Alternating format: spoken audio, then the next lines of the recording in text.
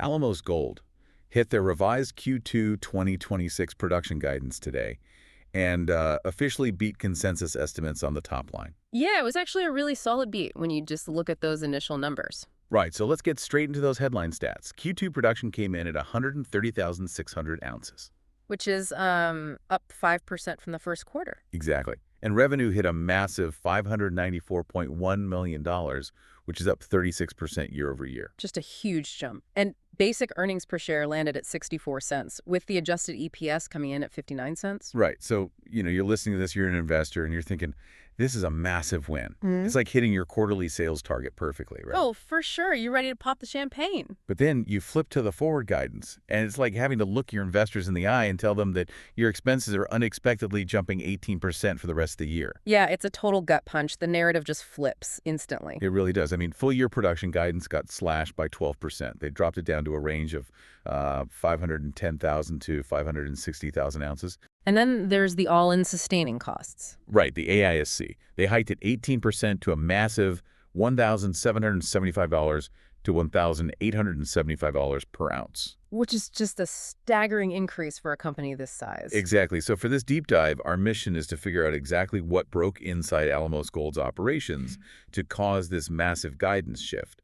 And, conversely, what's actually keeping the balance sheet afloat right now? Because it really is a tale of two completely different realities when you dig into the segment data. Yeah. I mean, you are looking at a company operating at two absolute extremes simultaneously. Well, let's start with the heavy lifter, because we know the forward guidance is rough. So how did they actually manage to hit their Q2 numbers? That is all thanks to a massive, record-breaking quarter at the Island Gold District in Ontario. Right. They pulled 67,500 ounces out of that single district in Q2. Yeah, and the underground mining rates hit a new record of 1,550 tons per day. Wow. Plus, the Magino mill throughput hit a new record too, nearly 8,900 tons per day. Okay, let's unpack this, because the underground grades they were pulling were like 9.15 grams per ton. Which is incredibly high for those volumes. Right, so I have to ask, is this a sustainable run rate or just a temporary sugar high from processing higher grades? It's actually highly sustainable. And it really all comes down to infrastructure synergy. Okay, how so? Well, you can't really evaluate the Island Gold underground mine in isolation anymore.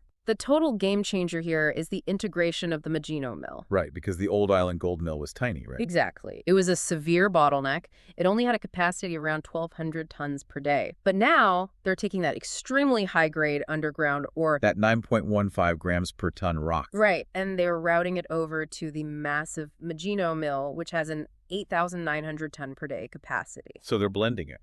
Yes, they blend it with the lower grade open pit ore from Magino. Got it. So they get the massive throughput volume from the open pit rock, but they use that high grade Island Gold rock as like a sweetener to spike the profitability of every single ton. So it's basically the ultimate fix.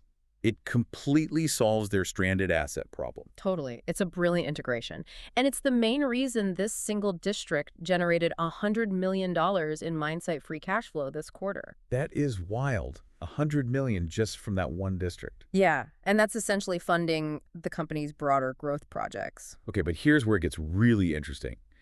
If Island Gold is performing like an absolute cash machine, why was the full-year guidance slashed so aggressively? Right, and this is where we have to look at the bigger picture. You have to look at the acute operational failure they had at the Young-Davidson mine. Right, the seismic event. Yeah, in June, they had a seismic event that damaged the drift access to the 9410 level. Now, crucially, there were no injuries, which is obviously the most important thing. Absolutely. Safety is paramount, and thankfully everyone was okay. But from a geotechnical and physical standpoint, they took a massive hit. Because they lost access to the high-grade stopes on that level. Exactly. Those stopes were supplying about 2,500 tons per day of high-grade ore to the mill. And that just vanished overnight. Yep. So for the second half of 2026, their mining rates are going to drop down to approximately 5,000 tons per day. Which is a huge haircut. I mean, this is the equivalent of a factory having its highest margin assembly line unexpectedly cordoned off overnight. That's a perfect way to put it. The factory is still running, you're paying all the fixed costs. The electricity, the labor, the ventilation. Right, all of it. But your most profitable product is trapped behind a locked door. And because you are spreading those massive fixed costs over way fewer ounces of gold, your unit costs just explode. And that single event is what drove the 18% hike in company-wide AISC guidance. Exactly. It perfectly illustrates the outsized impact that localized geotechnical risks can have on a consolidated balance sheet. Plus, they now have to spend an additional $10 million in sustaining capital in the second half of the year just for rehabilitation and ground support on that level. Yeah, it's just a brutal double whammy for their margins. So Young-Davidson is a sudden, acute shock, but they're also dealing with this sort of chronic slow bleed down in Mexico at the Mulatos district, right? Yeah, the situation at Mulatos is a completely different kind of headache. Q2 production there fell to 30,100 ounces. And the main culprit is La Yaqui Grande. The earnings report pointed out slower than expected recoveries there. Right, due to the increasing leach pad height and a much longer leach cycle. They even took a $10.8 million inventory net realizable value adjustment for it. Which definitely spooks people when they read the filing. Oh, for sure. As a retail investor, you see a $10 million write-down, and you want to know, are these ounces gone forever, or are they just trapped in the plumbing? They are 100% just trapped in the plumbing. The gold is absolutely still there. Okay, so walk us through why this is happening. Well, you have to understand the mechanics of heap leaching. They don't use a traditional mill there. They stack crushed rock onto a massive outdoor pad, and they drip a chemical solution through it over months to dissolve the gold. So it's basically like a giant industrial drip coffee maker. Exactly. But as the mine gets older, they stack more and more rock, so the pad gets taller. So the water or the chemical solution just takes longer to drip all the way to the bottom? Yes. Management is adamant that ultimate recovery expectations remain totally unchanged. They still hit an 87% recovery rate this quarter. Okay, so it's purely a physics and timing issue. Precisely. But in accounting, time is money. Because it takes longer to get the gold out, revenue realization is delayed. And they're still paying the daily costs to run the pumps and circulate the solution. Right, which pushes up the near-term unit costs. Right. And that delay is what triggered the $10.8 million accounting adjustment. The gold isn't lost, it's just delayed. Okay, so zooming out, we've got an acute shock in Canada and a chronic delay in Mexico.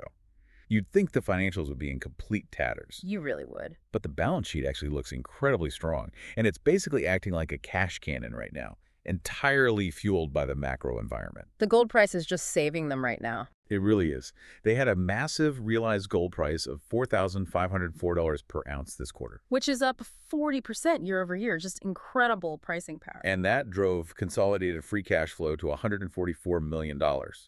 They were even doing aggressive shareholder returns, like $50 million in share buybacks and $17 million in dividends. They are definitely flush with cash. But there's one move they made that really caught my eye.